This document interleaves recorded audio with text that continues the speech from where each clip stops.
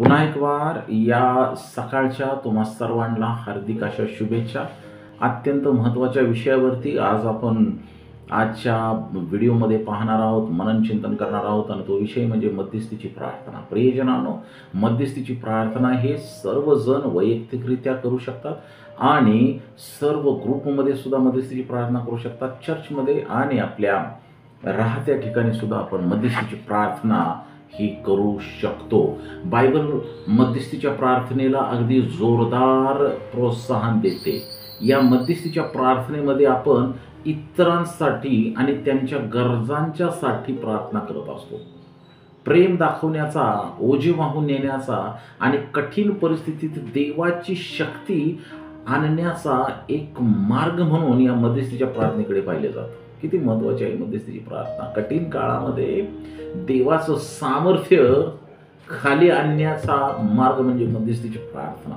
ख्रिस्ती धर्मग्रंथ इतरांसाठी म्हणजे बायबल इतरांच्यासाठी प्रार्थना करण्याचे महत्त्व नेहमी अधोरेखित करत आलेलं आहे. या प्रार्थनेमध्ये जे लोक पीडित लोकांच्यासाठी, अधिकाऱ्यांच्यासाठी आणि अगदी विशेष म्हणजे शत्रूंच्यासाठी देखील प्रार्थना करण्याचे आव्हान बायबल आपल्या वाचकांना करत आलेलं आहे. इतिहास आहे की शत्रूंसाठी प्रार्थना करण्याचं जे आव्हान आहे बायबल त्याच्या वाचकांना करत आहे.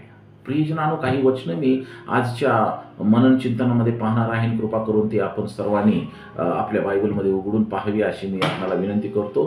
पहिले तिमोथेय 2:1-2 असं म्हणतं, तर सर्वात प्रथम हा बोध मी करतो की सर्व माणसांसाठी विनंत्या, प्रार्थना, रदबदल्या व उपकार स्तुती करावी, राजाकरिता व सर्व वरिष्ठ अधिकाऱ्याकरिता करावी, यासाठी की पूर्ण सुभक्तीने व गंभीरपणाने आपण शांतीचे व स्वस्थपणाचे असे आयुष्य क्रमण करावे. बायबलचा हा उतारा जो आहे तो विश्वासणाऱ्यांना सर्व लोकांसाठी प्रार्थना करण्याचे आवाहन करतो, ज्यामध्ये मग अधिकारी पदावर असलेल्या लोकांचा देखील समावेश आहे.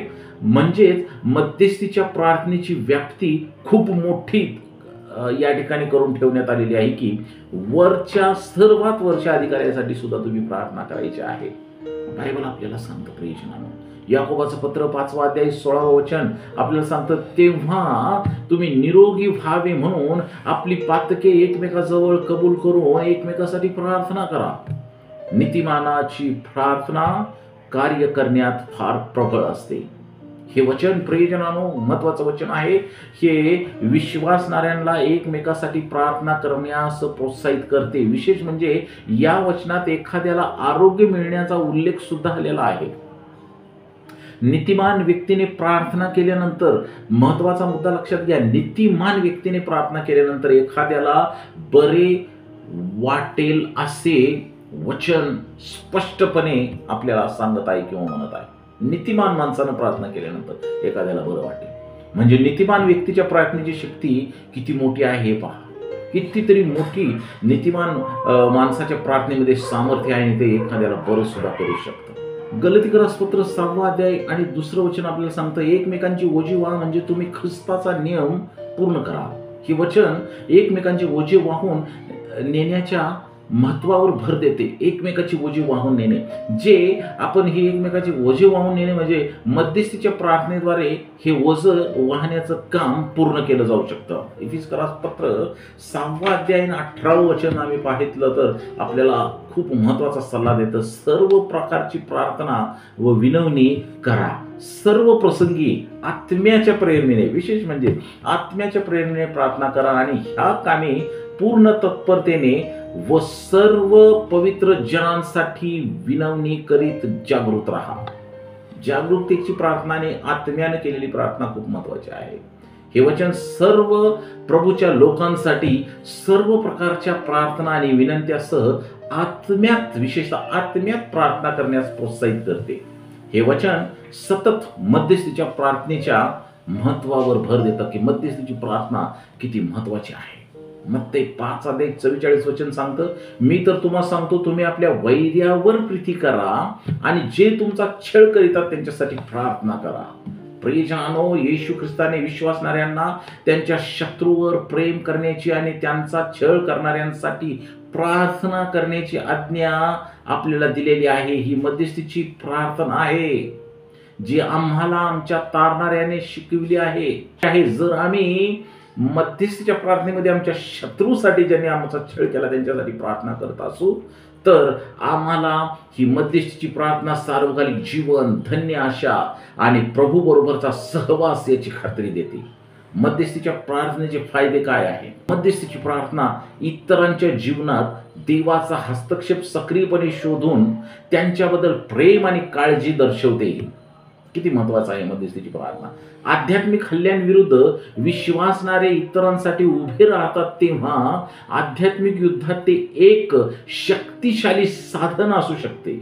म्हणजे मध्यस्थीची प्रार्थना आध्यात्मिक युद्ध होत असताना शक्तिशाली साधन असू शकते. एकमेकासाठी प्रार्थना केल्याने ख्रिश्चन समुदायात ऐक्य आणि सहवास वाढतो.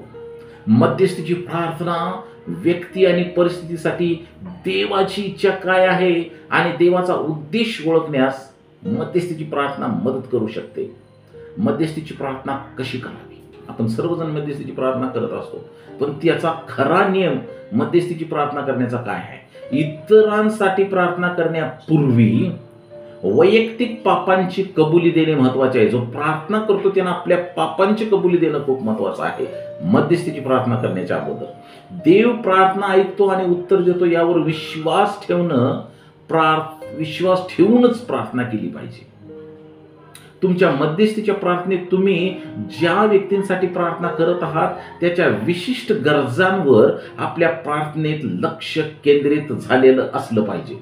मध्यस्थीच्या प्रार्थनेचे उत्तर लगेच ताबडतोब दिसत नसले तरीही इतरांसाठी प्रार्थना करणे आम्ही कदापि सोडलं नाही पाहिजे.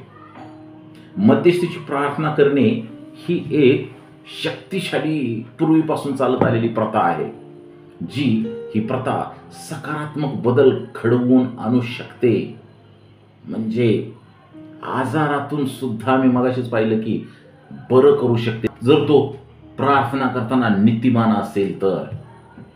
आणि विशेष म्हणजे मध्यस्थीच्या प्रार्थनेद्वारे आपलं देवाबरोबरचं नातं जे आहे ते अधिक घट्ट होतं. देवबाप या सकाळी तुम्हा सर्वांच्यासाठी खूप खूप आशीर्वाद पाठवा अशी माझी प्रभूचरणी प्रार्थना आहे.